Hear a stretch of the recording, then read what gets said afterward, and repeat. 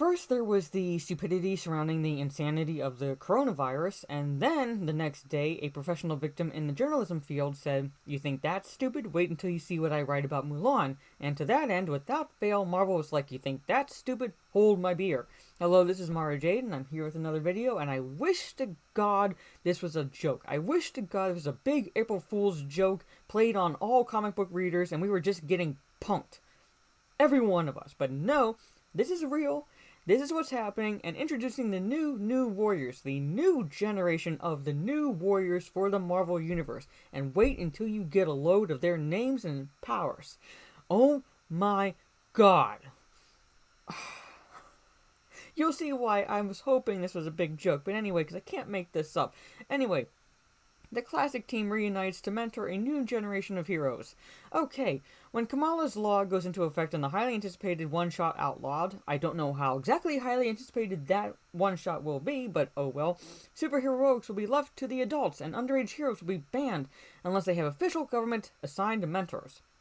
That's where the new Warriors comes in. Okay, all well and good. All well and good so far. Oh my God, wait until you see them. Former teen vigilantes Night Thrasher, Firestar, Rage, Speedball, Namorita, and Silhouette, decent names, I'll give them that, step up to impart their wisdom to a batch of promising young kids, teaching them the ins and outs of surviving as a hero in the Marvel Universe. But will they be able to bridge the generation gap? Wait until you see. This group of all-new characters the group of all-new characters was created, garbage tier journalism, by Emmy-nominated writer Daniel Kibblesmith of The Late Show with Stephen Colbert and rising superstar artist Luciana Vecchio Ironheart. Red flag. So here are the heroes. Here's the trailer. I'm not going to play the trailer. Check out Vecchio's designs below, along with Kibblesmith's inspiration behind this one-of-a-kind team of young heroes. First off, Screentime. Yes, they actually made a frickin' hero called Screentime. Again, you cannot make this up. You cannot make it up. Screentime. Okay, what are his powers? A meme-obsessed super teen whose brain became connected to the internet after becoming exposed to his grandfather's experimental internet gas. What the ever-loving fuck? Now he can see augmented reality and real-time maps. Basically Google Earth. They made a superhero. They took Google Earth and turned it into a superhero. And can instantly Google any fact. So, hey Alexa. Hey Google. That's what they did. They took that phrase, they took Google Maps, and they created a superhero around it. Does this make him effectively a genius? He sure acts like it does. So basically, he's a know-it-all. He's basically a millennial. I wanted to have teen characters who felt as now, as the New Warriors did in 1990, explains Kibblesmith. The New Warriors have been zeitgeist characters from the beginning. You get edgy skateboarding Night Thrasher in the 90s and the reality TV team in the 2000s. And now in 2020, we have New Warriors who have never grown up without the internet, and one character who appears to essentially live inside it. Again, a millennial. The word Screentime is only ever used in a sort of restrictive sense, and because we're doing a story about teenage rebels, a lot of the names are about teens fighting against labels that are put on them. So with Screentime, we liked the idea that he had infinite screen time.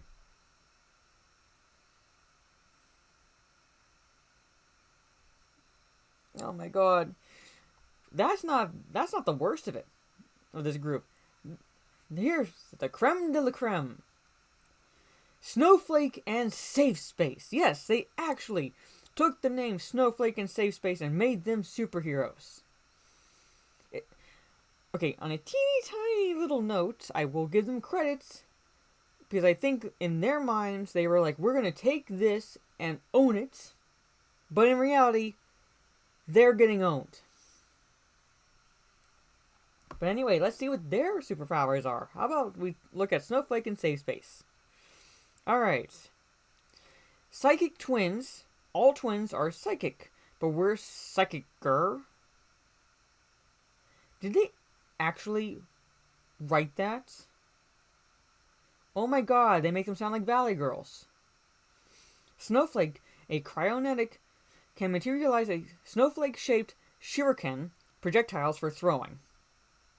Okay, sounds pretty cool. The name is pretty much shit. Safespace can materialize pink force fields, but he can't inhabit them himself. The reflex only works if he's protecting others. So basically, the one in pink is the guy. Let that sink in. Alright. Oh my god. They're hyper-aware of modern culture and optics, and they see their superheroics as post-ironic meditation on using violence to combat bullying. Oh, Jesus Christ. They're probably streaming this. Who wrote this? Snowflake and Safespace are the twins, the writer says, and their names are very similar to Screentime. It's this idea that there are terms to get thrown around on the internet that they don't see as derogatory. They take those words and kind of wear them as badges of honor. Doing that for the characters, like you're doing yourself, you are getting owned, Marvel. This is going to backfire horribly. If anything, it's going to be for the memes. That's going to be the glory in it for us, is the memes. Safespace is a big, burly, sort of stereotypical jock. Stereotypical in pink. Are you serious? He can create force fields, but he can only trigger them. I love the use of the word trigger there. Trigger them if he's protecting somebody else. Snowflake is non-binary and goes by they, them, and has the power to generate individual crystallized snowflake-shaped shurikens.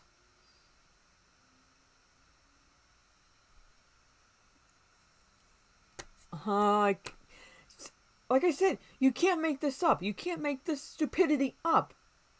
They tried to own these terms. They tried to take them and make them their own. But, oh my god, is it going to backfire on them. And it's already doing so, because if you look on Twitter, people are tweeting these and going, I wish I was making this shit up.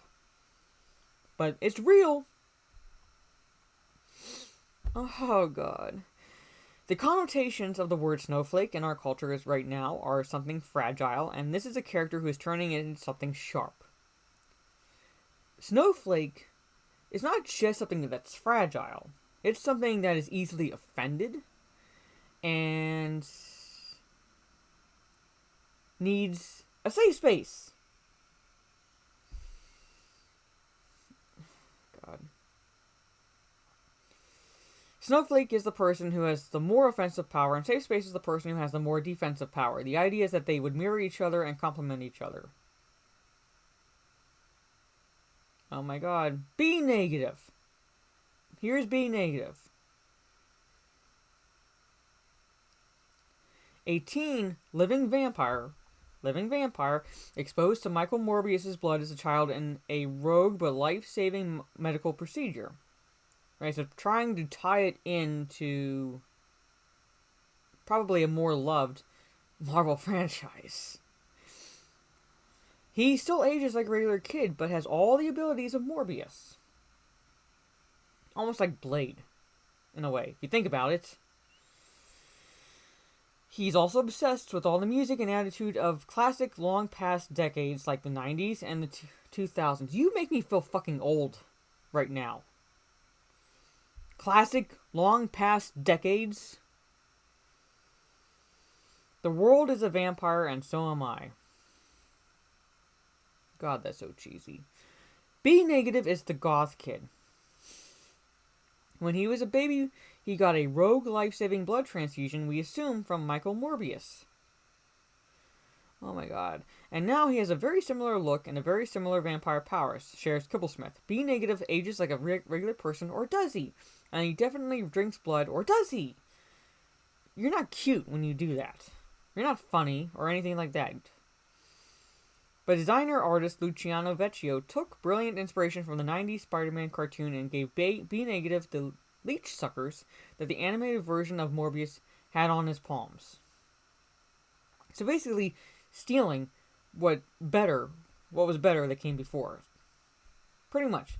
And it's the goth kids. I see him turning to Screentime and going, "Hey Alexa, play Boulevard by Green Day."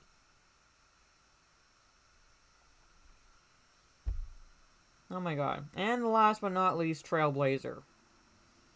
Yes, this is Trailblazer. Soak it in, people.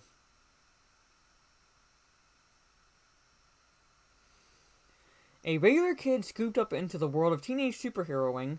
Her magic backpack is actually a pocket dimension with seemingly infinite space from which she can pull out useful or random objects.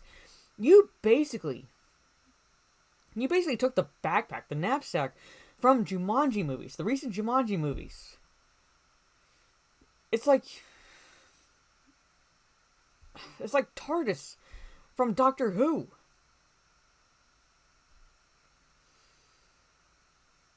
It's not always under her control. She claims to get her power from God, but not the God you're thinking of. What? She's a group home and foster kid who is volunteering at a senior center when this mysterious threat shows up, and Night Thrasher runs to the rescue. The scribe adds, and because she helps him, she ends up in the crosshairs of this new outlawed law. Oh my god. Trailblazer wants to help people, but she doesn't think of herself as a superhero yet, Kibblesmith concludes. The Marvel Universe is a reflection of our own. Comic book universes, whether Marvel or DC, are not, in my opinion, a reflection of our own. They are escapism. They are fantasy. They are what we, in the superheroes and superheroines, what we would strive to be. Now, comic books may reflect some social commentary in them, as like whatever is really happening in our world, but for the most part, no, they do not reflect our own world at all. It's a way for us to escape. We don't want to escape from our own world into another version of our own world. Do you understand the company you're working for? And when a new law gets put into place, it affects people in unforeseen ways. Yes, this is the new Warriors, Trailblazer. With the superhero knapsack from Jumanji, B Negative, the goth kid, who may or may not be a vampire because of Morbius, a better character, Snowflake and Safespace, yes. Snowflake and Safespace. And finally, Screentime. Yes, these are the new Warriors. Oh my god, I wish I was making this shit up. Who thought this was a good idea? How was this greenlit? How was this approved? In what drug-induced reality did the writer think that this was going to be well received? But anyway, that's just my thoughts on this situation. Let me know down in the comments what you think of these new characters, if you like any of them, what pros, cons, so forth. What do you think of Snowflake and Safespace? Do you agree with me when I say that Marvel's going to get owned when they were trying to own those terms? Or do you think, well, maybe there's a good thing where they're trying to take them and make them their own? I don't know. It's backfiring on them. It's like not even a day past and it's already backfiring on them. But anyway, if you like this video, leave a thumbs up. Share on social media if you will. It's 3 videos in a row. I think I'll take a day in between. Maybe do a video for Friday. But even if I don't do a video on Friday, you can catch me on Orange Hat Reviews' live stream where we do another versus discussion where we pit the Joker from DC Universe and Bullseye from the Marvel Universe. So come check it out at 9 p.m. Eastern Standard Time, and hopefully it'll be a lively discussion. So again, this is Mara Jade. Catch you on the dark side. Take care.